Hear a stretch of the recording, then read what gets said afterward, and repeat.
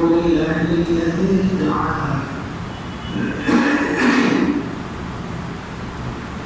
الحمد لله الذي جعل محبة نبينا محمد صلى الله عليه وسلم من الإيمان وجعل اتباع سنته طريقة خروج الجنان وأشهد أن سيدنا ونبينا ومولانا محمدا صلى الله عليه وسلم عبده ورسوله خير من صلى وسلم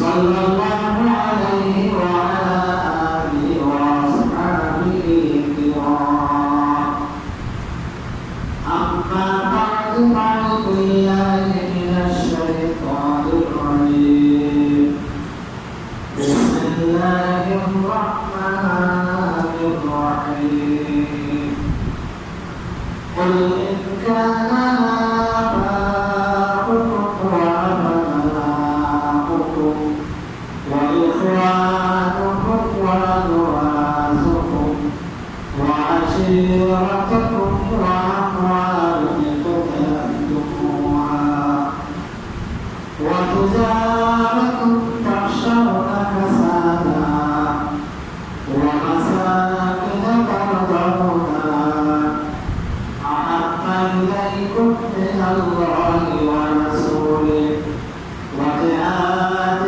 في سبيله فتربصوا حتى يأتي الله بأمره والله لا يهدي القوم الفاسقين صدق الله المولانا العظيم وقال تعالى في شأن حبيبه عابدا ومغفرا إن الله وملائكته يصلون على النبي يا أيها الذين آمنوا صلوا عليه وسلموا تسليما اللهم صل على سيدنا مولانا محمد وعلى آل سيدنا مولانا محمد اللهم صل على سيدنا مولانا محمد وعلى آل سيدنا مولانا محمد সম্মানিত মুসলিম কিরাম ইসলাম আসসালামু আলাইকুম ওয়া রাহমাতুল্লাহি ওয়া বারাকাতুহু আল্লাহ পরওয়ারদিগার আলম জাহান আমরা কোলে মতো শুকর আদায় করি রাসূলুল্লাহ সাল্লাল্লাহু আলাইহি ওয়াসাল্লাম এই বায়াতের মাসে সমাপনী পর্যায়ে এসে আমরা আল্লাহর বসে আল্লাহ রাসূলের কথা বলা কথা শোনা আল্লাহ সুযোগ করে দিয়েছেন পড়ে আলহামদুলিল্লাহ সম্মানিত মুসলিম কিরাম সারা বছর তো আমরা কোরআন হাদিসের আলোচনা শুনি রবিউল আউয়াল মাস আসলে আমরা বিশেষ করে রাসূল সাল্লাল্লাহু আলাইহি ওয়াসাল্লাম সম্পর্কে আলোচনা করি আমরা সীমাবদ্ধ নাকি রাসূলের মর্যাদা শান ইত্যাদি বিষয় আজকে আমরা আলোচনা করব রাসূল সাল্লাল্লাহু আলাইহি ওয়াসাল্লামের ভালোবাসা বিষয়ে মহব্বত বিষয়ে আল্লাহ রাসূলকে আমাদের দুনিয়ার সব কিছুর উপরে ভালোবাসতে হবে। আল্লাহ রাসূলের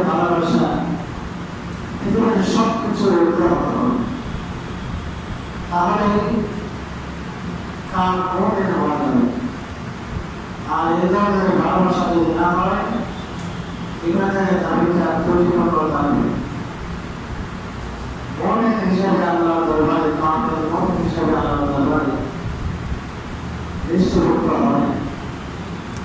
সূরা তাওবার 34 নম্বর আয়াতে আল্লাহ বলেন, তবে আপনি বলেন যদি তোমাদের পিতা, তোমাদের সন্তান, তোমাদের ভাই, তোমাদের স্ত্রী, তোমাদের প্রতিবেশী, তোমাদের সঞ্চিত ধন সম্পদ, তোমাদের ব্যবসা বাণিজ্য যা ক্ষতি হবে বলে তোমরা আশঙ্কা করবে, তোমাদের সেই প্রিয় বাড়িঘর, এসব কিছু যদি তোমাদের কাছে আহাব্বা ইলাইকুম মিনাল্লাহি ওয়া রাসূলিহি ওয়া জিহাদিন ফি সাবিলিহি, তোমাদের কাছে তোমাদের আল্লাহ আল্লাহ রাসূলের এবং আল্লাহর রাস্তায় জিহাদ করার চেয়ে বেশি প্রিয় হয়, ফাতারাব্বাসু হাত্তা ইয়াতিয়াল্লাহু বিআমরিহি, তাহলে তোমরা তোমাদের উপর আল্লাহর গজব আসার জন্য তোমরা অপেক্ষা করো। ওয়াল্লাহু লা ইয়াহদিল কওমাল ফাসিকিন, আর আল্লাহ ফাসিক সম্প্রদায়কে হেদায়েত করেন না। নাউযুবিল্লাহ। আয়াতের মধ্যে আল্লাহ ভালোবাসার যত জিনিস আছে দুনিয়াতে, মানুষের কাছে প্রিয় তার মানব, মানুষের কাছে প্রিয় তার সন্তান সন্ততি, মানুষের কাছে প্রিয় তার স্ত্রী, মানুষের কাছে প্রিয় তার প্রতিবেশী, মানুষের কাছে প্রিয় তার ধনসম্পদ, প্রিয় ব্যবসা বাণিজ্য, প্রিয় তার ঘর বাড়ি। আল্লাহ বললেন সব কিছুর মধ্যে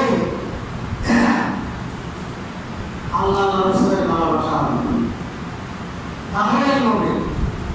আর যদি এটা না হয় তাহলে আয়াতের শেষে আল্লাহ বললেন ওয়াল্লাহু লা ইয়াহদিল কওমাল ফাসিকিন, আল্লাহ ফাসিক সম্প্রদায়কে হেদায়েত করেন না। অর্থাৎ যারা এসব কিছুকে আল্লাহ রাসূলের চেয়ে বেশি ভালোবাসবে তারা ফাসিক বলে বলে নাউযুবিল্লাহ। তাদের ভালোবাসার তার মিথ্যা, তাদের ইমানের দাবি মিথ্যা। কোরআনের আয়াত সূরা তাওবা 26 নম্বর আয়াত। বুখারী মুসলিম শরীফের হাদিস, قال رسول الله صلى الله عليه وسلم لا يؤمن أحدكم حتى أكون أحب إليه من والده وولده والناس أجمعين। আল্লাহ রাসূল বলেন, হে আমার উম্মত, তোমরা ততক্ষণ মুমিন হতে পারবে না যতক্ষণ না আমি মুহাম্মদুর রাসূলুল্লাহ সাল্লাল্লাহু আলাইহি ওয়াসাল্লাম তোমার কাছে তোমার মা বাবা, সন্তান সন্ততি, সারা পৃথিবীর সকল মানুষের চেয়ে আমি প্রিয় হব না, ততক্ষণ তুমি একজন কামিল মুমিন হতে পারবে। সত্যিকার মুমিন হতে হলে, পূর্ণাঙ্গ মুমিন হতে হলে আল্লাহ রাসূলের ভালোবাসা, দুনিয়ার ভালোবাসা সবকিছুর ঊর্ধ্বে হতে হবে। ভালোবাসার যত জিনিস আছে, ভালোবাসার যত বিষয় আছে, সব কিছুর উপর আল্লাহ রাসূলের ভালোবাসা আদায় করে। আয়াত এবং হাদিসে শোনার পর হযরত আব্দুল্লাহ ইবনে হিশাম বলেন যে আমরা নবী করিম সাল্লাল্লাহু আলাইহি ওয়াসাল্লামের পাশে ছিলাম। এরপরে আল্লাহ রাসূল ওমর রাদিয়াল্লাহু তাআলা আমার হাতটা ধরলেন। ওমর রাদিয়াল্লাহু তাআলা হাদিসটা শোনার পরে যে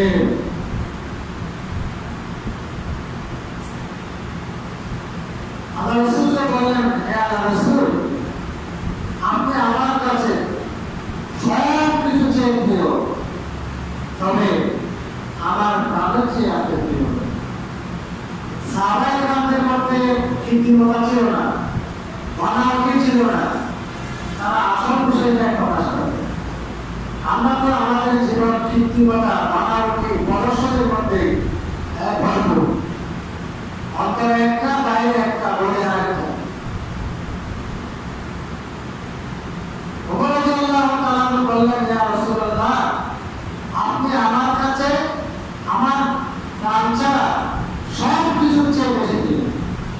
স্ত্রী সন্তান পুত্র পরিবার পরিজন ধন সম্পদ ব্যবসা বাণিজ্য ঘর বাড়ি সবকিছু চেয়ে আপনাকে, তবে আমার প্রাণের চেয়েও আমি এখনো আপনাকে ভালোবাসতে পারি। আল্লাহ রাসূল তখন বললেন, লা ওয়াল্লাহি নাফসি বিয়াদিহি, একবার না, তুমি এখনো কামেল মুমিন হতে পারবে, পূর্ণাঙ্গ মুমিন হতে পারবে। পূর্ণাঙ্গ মুমিন হতে হলে তোমাকে তোমার প্রাণের চেয়েও আমাকে বেশি ভালোবাসতে। এই অবস্থায় ওমর রাদিয়াল্লাহু তাআলা কিছুক্ষণ অপেক্ষা করলেন, নিজেকে প্রস্তুত করলেন। এরপর ওমর রাদিয়াল্লাহু তাআলা বললেন যে, ইয়া রাসূলুল্লাহ, এখন এই মুহূর্ত থেকে আমার নফসের চেয়েও আমার প্রাণের চেয়েও আপনি আমার কাছে বেশি প্রিয়। সুবহানাল্লাহ। তখন আল্লাহ রাসূল বললেন, আল্লাহ যে ইয়া ওমর, ওমর, তুমি এখনই একজন পূর্ণাঙ্গ কামেল মুমিন হয়েছে। সুবহানাল্লাহ। এইভাবে আমরা যদি কামেল মুমিন হতে চাই, তাহলে আল্লাহ রাসূলকে প্রাণের চেয়েও বেশি ভালোবাসুন। এরকম ভালোবাসা সাহাবায়ে কেরাম আল্লাহর প্রিয় বান্দাদের প্রতি অনেক অনেক নজির আছে।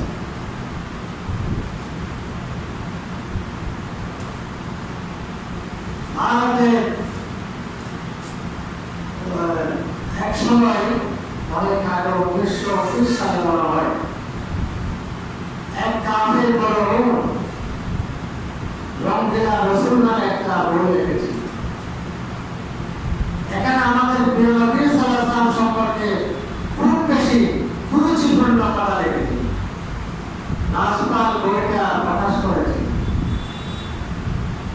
তখন মুসলমানরা কেঁপে উঠল, প্রাথমিকভাবে বইটা বাজেয়াপ্ত করল। ভারতের আদালতে আবার মামলা হল, হাইকোর্ট এটাকে বৈধ করে দিল। মুসলমানরা আরো খেপে উঠল। একটা মসজিদ না হলে তারা সমাবেশের ডাক দিল। সেই মসজিদের ইমাম সেখানে জানাতে বক্তব্য দিলেন রাসূলের সাহায্যে। পুরো ভারত থেকে রাসূল প্রেমিকরা জড়ো হল। এলমুদ্দিন নামে একজন কাঠমিস্ত্রি, ছোট্ট যুবক, এই জানানোর বক্তব্য শুনল। রাসূলের মহব্বতে তার অন্তর ছিল ভরপুর। সে সিদ্ধান্ত নিল, যে ব্যক্তি আমার রাসূলকে গালিতে অসম্মানী করে, অশ্রদ্ধা করে, তাকে আমি রেহাই দেব, তাকে আমি জাহান্নামে পাঠিয়ে দেব। তার এক বন্ধু ছিল রশিদ, তাকে এই কথা বিরক্ত করল। রশিদ বলল, এই কাজ আমি করব। এলমুদ্দিন বলল, আমি করব। দুজনেই লটারি দিল। লটারিতে এলমুদ্দিনের নাম আসলো। একজন কাঠমিস্ত্রি যুবক ছেলে, সে যখন একটা দোকানে গিয়ে একটা ছোট ছোট তুলল, রাস্তায় দোকানে গেল, তখনও আসে নাই, আসার অপেক্ষা করছে। তারপরে সে করল কি, যখনই আসলো, সে বসে হয়েছিল জাহান্নামের দিককে জাহান্নামে পাঠিয়ে দিল। আসার মাত্রই তাকে ছুরি দ্বারা আঘাত করে মাটিতে ফেলে দিল। সুবহানাল্লাহ। পরে গেল, পুলিশ তাকে গ্রেফতার করল। তখনও তার পক্ষে লড়াই করার জন্য, আইনি লড়াই করার জন্য পাকিস্তানের সবচেয়ে বড় আইনজীবী তৎকালীন, যার নেতৃত্বে পাকিস্তান স্বাধীন হয়েছে, মোহাম্মদ আলী জিন্না, তৎকালীন আল্লামা ইকবাল রাহিমাহুল্লাহ, তাকে বললেন, ওই ছেলেটার পক্ষে গিয়ে তুমি আইনি লড়াই চালাও। মোহাম্মদ আলী জিন্না আসলো তার পক্ষে, ছেলেটার পক্ষে আইনি লড়াই করার জন্য। ছেলেকে বলা হলো, এলমুদ্দিনকে, এলমুদ্দিন, তুমি আদালতে একটা কথা বলবে, আমি এই অপরাধটা করি নাই, এই অপরাধ আমি করি নাই, এটা বলবে, বাকি কাজ আমি করব। এলমুদ্দিন বলল, মোহাম্মদ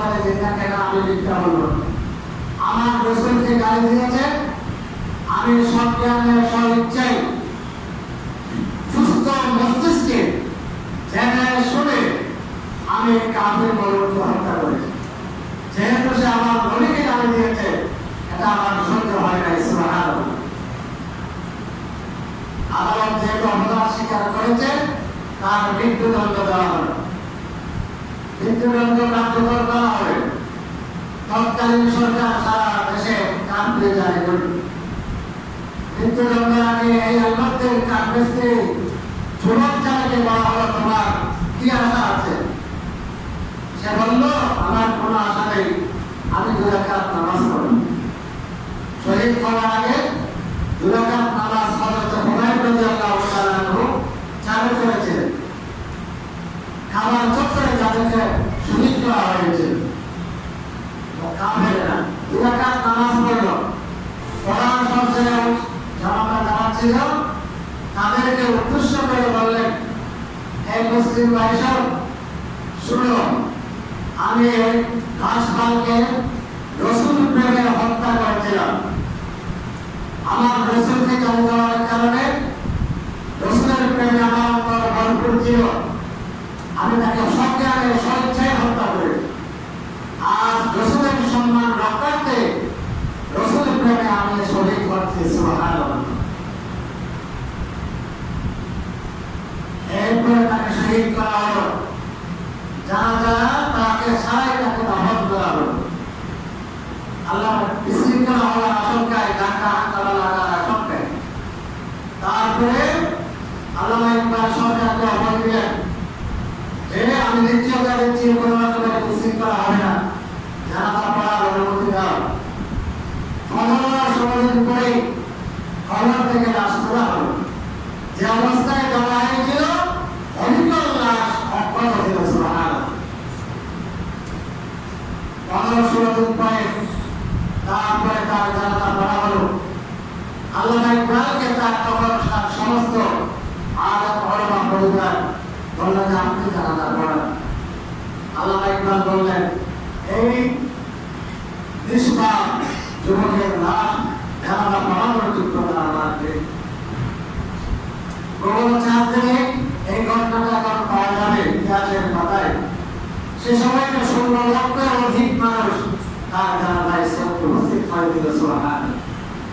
এটার নাম হচ্ছে রসুল প্রেম, রসুলের আশিক। শুধুমাত্র রাস্তায় ঘোরাঘুরি,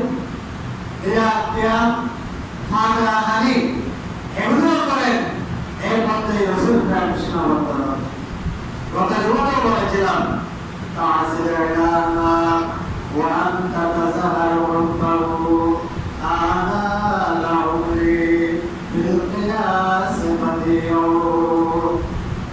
আল্লাহ রসুলের আদর্শের সাথে তুমি বিরোধিতা করো আর মুখে বলো আমি রসুল প্রেম, রসুলের মহাব্বতে আমার অন্তর্গত। এটা মুনাফিকি ছাড়া, এটা কপটতা ছাড়া আর কিছু। রসুল বলেন, এভাবে একটা দুটো ঘটনা হয়, হাজার হাজার ঘটনা বর্ণনা করা যায়। যারা সত্যিকার আশিক রসুল, রসুল প্রেমে যাদের অন্তর ভরপুর, তাদের কাছে আল্লাহ কোরআনে বলেছে, মা বাবা ভাই বেড়াদার আত্মীয় স্বজন ব্যবসা বাণিজ্য ধন দৌলত ফল বল এমনকি প্রাণের চেয়ে বেশি প্রিয় মুহাম্মদ রাসূলুল্লাহ। এভাবে আল্লাহ রসুলকে ভালোবাসতে হবে, এটার নাম হচ্ছে ভালোবাসা। যাদের অন্তরে রসুলের ভালোবাসা থাকবে তার কিছু নমুনা তার জীবনে দেখা যায়। গত জমাতেও বলেছে, সম্পর্কে কিছু দৃষ্টিপাত করেছে। এক নম্বর হচ্ছে যে যার ভালোবাসা তার অন্তরে থাকবে, তার অনুসরণ অনুকরণ সে করবে। ছোট্ট যুবক ছাড়া কিছুদিন আগে তো 28 থেকে এখন আলহামদুলিল্লাহ দেখা যাচ্ছে কোথায় নেই না কোথায় কে এখানে চুল কেনার আগে সে বোঝাতে যাচ্ছে ওই চুলটা মাথা চুল আমি ওকে ভালোবাসি। সে চুল রাখার মাধ্যমে দেখাতে চাই আমাকে ভালোবাসি। ফুটবল খেলা যখন আসে জার্সি অবর্তন করে দেখাতে চাই যে আমাকে ভালোবাসি।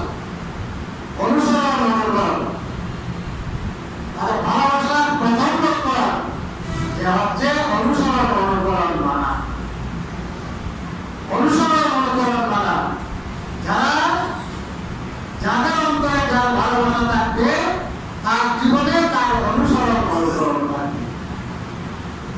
ওকে ভালোবাসার নামে জীবনে অনুসরণ নাই, এটা কপটতা ছাড়া আর কিছুই না।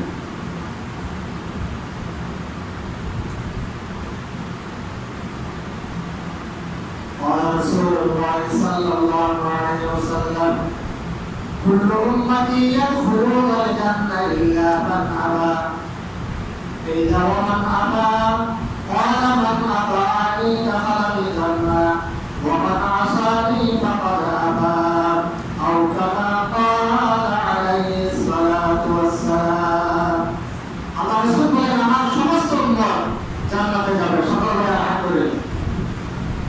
ইল্লা মান আবা, তবে যে উম্মত আমাকে অস্বীকার করলো সে জান্নাতে যেতে পারবে না। নাউযুবিল্লাহ। মুস্তাফা আলাইহি রাসূলুল্লাহ ওয়া আপনার উম্মতের মধ্যে কে আপনাকে অস্বীকার করলো? قال من أطاعني دخل الجنة ومن عصاني فقد أبى। যে ব্যক্তি আমার আনুগত্য করলো, আমাকে মেনে নিল, আমার কথার মধ্যে জীবন চালালো, সে আমাকে মানলো, পরে যাবে সে জান্নাতে ঢুকে যাবে। আলহামদুলিল্লাহ। ওমান আসানি ফাকাদ আবা, যে আমার বিরোধিতা করবে, আমার নাফরমানি করবে, ওকে যতই সে আমার মহব্বত দাবি করুক, সে প্রকৃতপক্ষে আমাকে অস্বীকার করলো। আল্লাহ একদম কাইয়্যুম রাহমাতুল্লাহি তাআলা বলেন ইযা লাম তাহসিল মুতাবিআ ফালাইসাত আল মুহাব্বাতু বিহাসিলা। তোমার জীবনে যদি কারো অনুসরণ না থাকে, বুঝতে হবে তোমার অন্তরে তখন কোনো ভালোবাসা নেই, মহব্বত নেই। তাহলে মহব্বত আছে কিনা, ভালোবাসা আছে কিনা, তার প্রথম যেটা আমরা দেখতে পাবো অনুসরণ করার মাধ্যমে। যার জীবনে যার অনুসরণ আছে, বুঝে যাবে তার জীবনে তার মহব্বত আছে, তার অন্তরে তার মহব্বত আছে, তার ভালোবাসা আছে। সুতরাং আমরা যদি রসুলকে মহব্বত করি, তাহলে রসুলের ভালোবাসার প্রথম নমুনা হবে রসুলের আদর্শ, রসুলের সুন্নাহকে, রসুলের সুন্নতকে আঁকড়ে ধরা, রসুলের সুন্নত মতে, কথা মতে জীবন পরিচালনা করা। মান আহাব্বা সুন্নতি ফাকাদ আহাব্বানি ওয়া মান আহাব্বানি কানা মা'i ফিল জান্নাহ। আল্লাহ রাসূল বলেন, যে ব্যক্তি আমার সুন্নতকে মহব্বত করলো সে আমাকে মহব্বত করলো, আর যে ব্যক্তি যে আমাকে মহব্বত করলো সে আমার সাথে জান্নাতে থাকতে পারবে। আলহামদুলিল্লাহ। রাসূল সাল্লাল্লাহু আলাইহি ওয়াসাল্লাম একজন সাহাবা সুবহান রাদিয়াল্লাহু তাআলা, তিনি সবসময় রাসূলের দরবারে থাকতেন, কোনো কাজ না থাকলে রাসূলের কাছে এসে বসে থাকতেন। এক সময় দেখা গেল তার চেহারাটা খুবই মলিন। রাসূল তাকে বললেন, ইয়া সুবহান, তোমার চেহারাটা আজকে এত মলিন কেন? তুমি তো প্রায় সময় শুনতে থাকো।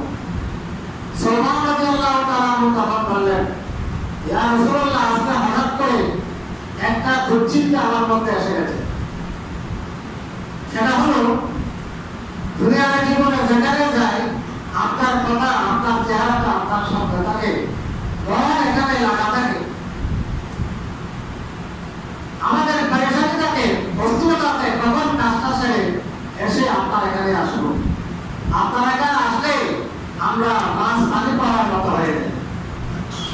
আজকে চিন্তা এসেছে কিয়ামতের ময়দানে আপনাকে আমরা পাবো কিনা, আপনি যে পয়গম্বর, আপনি নবী, জান্নাতে যাবো কিনা তাও তো বলতে পারছি না। আমার জান্নাতে গেলে আপনি তো অনেক উপরে থাকবেন, আপনার মধ্যে অনেক উপরে, আপনাকে সেই জায়গায় দেখা পাবো কিনা, এই অস্থিরতা, এই চিন্তাটা আসার কারণে চেহারাটা মলিন হয়ে গেছে। এই অবস্থায় আল্লাহ পাকের পক্ষ থেকে কোরআন আয়াত নাযিল হচ্ছে,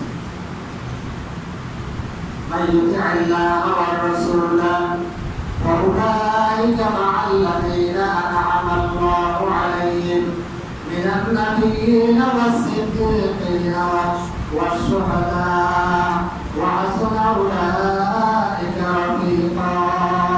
الحمد لله। الله تبارك وتعالى মান ইয়াতিল্লাহ ওয়ার রাসূলা, আমি আপনার পক্ষে জানিয়ে দিন যারা আমি আল্লাহ এবং আপনার আপনি রাসূলের অনুগত্য করবে, জীবন পরিচালনা করবে, ফাউলাইকা মা'আল্লাযীনা আন'আমা আল্লাহ, তারা কিয়ামতের ময়দানে ওই সমস্ত লোকদের সাথে থাকবে যাদেরকে আল্লাহ পুরস্কৃত করেছেন। আলহামদুলিল্লাহ। তারা কারা? মিনান নাবিয়্যিনা ওয়াস সিদ্দীকিনা, তারা নবী, সিদ্দীক, শুহাদা, সালেহিন ওয়া হাসানা উলাইকা রাফিকা। আল্লাহ বলেন বন্ধু হিসাবে এরাই হচ্ছে সর্বোত্তম বন্ধু। আলহামদুলিল্লাহ। আপনি দুনিয়ার জীবনে যা আদর্শের অনুসরণ অনুকরণ করবে, কিয়ামতের ময়দানে আল্লাহ তাদের সাথে আল্লাহ আপনাকে হাসর করাবে, আল্লাহকে আপনাকে একত্রিত করবেন। আলহামদুলিল্লাহ।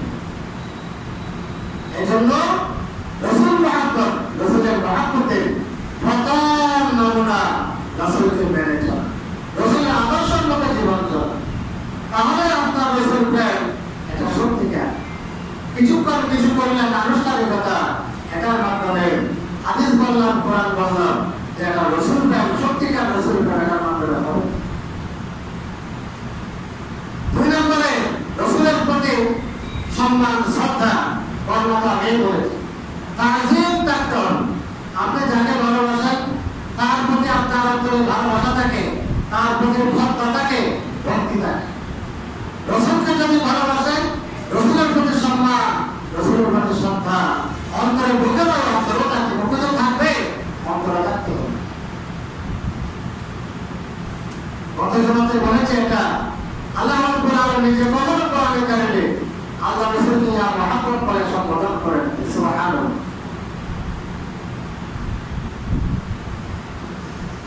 এরপরে আমরা দেখি দুনিয়াতে যার প্রতি যার ভালোবাসা থাকে, তার কথা ইচ্ছায় অনিচ্ছায় মুখে বেশি থাকে। ওয়াল আহাব্বা শাইয়ান আক্তারা যিকরু, আর এর একটা প্রভাব আছে যে যাকে বেশি ভালোবাসে, ইচ্ছাই হোক অনিচ্ছাই হোক, তার কথা তার মুখে বেশি থাকে। রাসূলকে ভালোবাসবে, আল্লাহকে ভালোবাসবে, তাহলে আল্লাহ আল্লাহ রাসূলের কথা আপনার মুখে আমার মুখে বেশি থাকে। কোরআনের কথা কোরআনের বাণী, হাদিসের কথা মুখে থাকে। বিভিন্ন মানুষের চেয়ে কথায় কাজে তাদের কথা বেশি থাকে। বিশেষ করে রাসূল সাল্লাল্লাহু আলাইহি ওয়াসাল্লামের প্রতি দরুদ তার নিত্য দৈনন্দিন তার কাজের অংশ হবে। সুবহানাল্লাহ। কথা বলতে গেলে হাদিসের কথা আসবে, কথা বললে কোরআনের কথা আসবে, আর সবাই শুরুতে ওইটাকে আল্লাহ রাসূলের উপর দরুদ শরীফ পড়বে। মান সাল্লাল্লাহু আলাইহি সাল্লাল্লাহু আলাইহি ওয়াসাল্লাম, রাসূলের কথা, রাসূল সম্পর্কে আলোচনা করবে, রাসূল সাল্লাল্লাহু আলাইহি ওয়াসাল্লামের উপর দরুদ পড়বে, এটা যাবে না। আল্লাহ বলেন যে আল্লাহ রাসূল বলেন যে আমার উপর দরুদ শরীফ পড়বে, সাথে সাথে মুখ থেকে বাইরে হওয়ার আগে আল্লাহ তার উপর 10টা রহমত নাযিল করবে। বলা করবে আলহামদুলিল্লাহ। আল্লাহ রহমত চান, খালেস নিয়তে রাসূলের উপর দরুদ শরীফ পড়েন। আমি আল্লাহ রহমত চাইতে হবে না, ওরা রহমত চান। তাহলে আপনি নিজ থেকে নিজের অজান্তে খালেস নিয়তে আপনি দরুদ শরীফ পড়েন। রাসূলের হাদিস তো নিচে না, ওয়ামান আসদাকু মিনাল্লাহি কিলা, আল্লাহ তার রাসূলের কথার চেয়ে সত্য কথা রাখবেন। তাহলে এইভাবে যে রাসূলের ভালোবাসা অন্যতম একটা নমুনা যাদের আছে, তাদের কথায় কাজে, কথার মধ্যে রাসূলের কথা, রাসূলের আলোচনা, রাসূলের প্রতি দরুদ তাদের মুখে থাকবে, তাদের জীবনে থাকবে। আমাদের বক্তারা বক্তব্য করে, সারা বক্তব্যের মধ্যে একটা করা যায়, হাদিস করা যায়, বিভিন্ন মানুষের যখন ইংরেজি বলে তখন বলা হয় ওরা অনেক কিছু জানে, আসলে কিছুই জানে না। ওদের কথায় কাজে থাকবে কোরআন এবং হাদিস, এটাই বল। এরপরে অনেকগুলো নমুনা আছে, মহব্বত আছে কিনা। আরেকটা হচ্ছে যে যেটা মানুষের মধ্যে যাকে ভালোবাসে তাকে দেখার আগ্রহ বেশি থাকে, তার সাথে সাক্ষাতের আগ্রহ থাকে, মনের প্রাণে তা প্রকাশ করুক বা না করুক, সবসময় আগ্রহ থাকে আমার প্রিয়জনের সাথে আমি কিভাবে সাক্ষাৎ এভাবে যাদের অন্তরে রাসূলের মহব্বত আছে, রাসূলকে দেখার তাদের অন্তরে আগ্রহ থাকে। জীবনে দেখা গেল সম্ভব নয়, রাসূল দুনিয়া থেকে চলে গেছে, সত্য যুগে রাসূলকে দেখার জন্য তাদের মনের মধ্যে স্পৃহা বেশি থাকবে। সুবহানাল্লাহ। কারণ শয়তান সকলের আকৃতি ধারণ করতে পারে। আল্লাহ রাসূল বলেছেন রাসূলের মুজিজা এটা, শয়তান রাসূলের আকৃতি ধারণ করতে পারবে না। আল্লাহ রাসূল হাদিসের মধ্যে এটা বলে গিয়েছেন। সুবহানাল্লাহ। আল্লাহ রাসূল বলেছেন এজন্য যে আমাকে দেখেছে সে আমাকেই দেখেছে। সুবহানাল্লাহ। আর এভাবে আমার প্রিয়জনকে যেভাবে আমার দেখার আগ্রহ থাকে, আমার কাছে যদি আমার রাসূল সবচেয়ে প্রিয় থাকে, প্রিয় হয়ে থাকে, রাসূলকে দেখার জন্য মানে আগ্রহ থাকবে, আল্লাহর কাছে আবেদন করবে। যারা আল্লাহর কাছে আবেদন করে তাহলে অবশ্যই আল্লাহ তাদেরকে কোনো না কোনো উপায়ে, অনেকেই এটা বলার বিষয় নয়, বলার বিষয় নয়, তাদেরকে আল্লাহ স্বপ্ন যুগে আল্লাহ রাসূল তাদেরকে দেখা দেবে।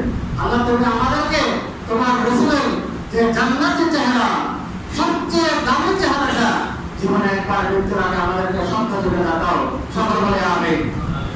রাসূল প্রেমের সর্বশেষ নমুনা, আপনি আপনাকে ভালোবাসি, আপনাকে ভালোবাসার কারণে আপনার সম্পর্কিত তারা আমার কাছে ভালো হয়ে যাবে, প্রিয় হয়ে যাবে। আপনাকে আমি ভালোবাসি, আপনার সাথে যারা দুশ্মনী করে তারা আমার কাছে দুশ্মনী হয়ে যাবে। আর আমরা যারা সত্যিকার অর্থে রাসূলকে ভালোবাসি, রাসূলকে যারা ভালোবাসে তারা আমার কাছে প্রিয়। রাসূলের সাথে যারা দুশ্মনী করে তারা আমার কাছে দুশ্মন। ওই যে কোরআন আয়াত সূরা তাওবাতে বলেছিল যে আল্লাহ রাসূল ভাই হোক, সন্তান হোক, প্রতিবেশী হোক, ব্যবসা হোক, বাণিজ্য হোক, ধনদৌলত হোক, সব কিছুর চেয়ে আল্লাহ এবং আল্লাহ রাসূল প্রিয়। আমি যে দল করে সে দল রাসূলকে ভালোবাসে না, তারা এই দলের ভালোবাসা আমার অন্তর থাকতে পারে না। আমি যাকে ভালোবাসি, যার সাথে আমার ব্যবসা বাণিজ্য, সে রাসূলকে ভালোবাসে না, তাকে তার সাথে আমার বন্ধুত্ব হতে পারে না, ব্যবসা বাণিজ্য হতে পারে। সে আমার বান্ধব। সম্মানিত হাজিরিন, এটা হচ্ছে আল্লাহ রাসূল বলেছেন আমরা কামেল মুমিন ততক্ষণ হতে পারবো না যতক্ষণ না আমরা রাসূলকে দুনিয়া ওয়ালা কি হচ্ছে বেশি ভালো না বাসি। আর যদি কামেল মুমিন হতে না পারি, জান্নাত সুদূর বলা হতো, জান্নাত সুদূর বলা হতো। আর আল্লাহ বলেছেন সেদিনের সফলতা হচ্ছে প্রকৃত সফলতা। প্রকৃত সফলতা তাদের জন্য যারা ফামান যুযিহা আনিন নার ওয়া উদখিলাল জান্নাত ফাকাদ ফাজ, যারা সেই যে দুজক থেকে বেঁচে জান্নাতের অধিকারী হতে পারবে তারাই প্রকৃত সফল। ওয়াল হায়াতুদ দুনিয়া ইল্লা মাতাউল গুরুর, দুনিয়ার জীবন ধোঁকা প্রবঞ্চনা ছাড়া কিছুই নয়। তাই আসুন সেই সিরাত যে পরকালে জান্নাতে হওয়ার জন্য দুনিয়ার জীবনে আমরা সত্যিকারের রাসূলের যে আমরা প্রেমিক হই, রাসূলের ভালোবাসাগুলো দিয়ে আমাদের অন্তরকে ভরপুর করে দিই। ওয়া মা তাওফীক ইল্লা বিল্লাহ। খবর সুন্নাত আদায় করে যারা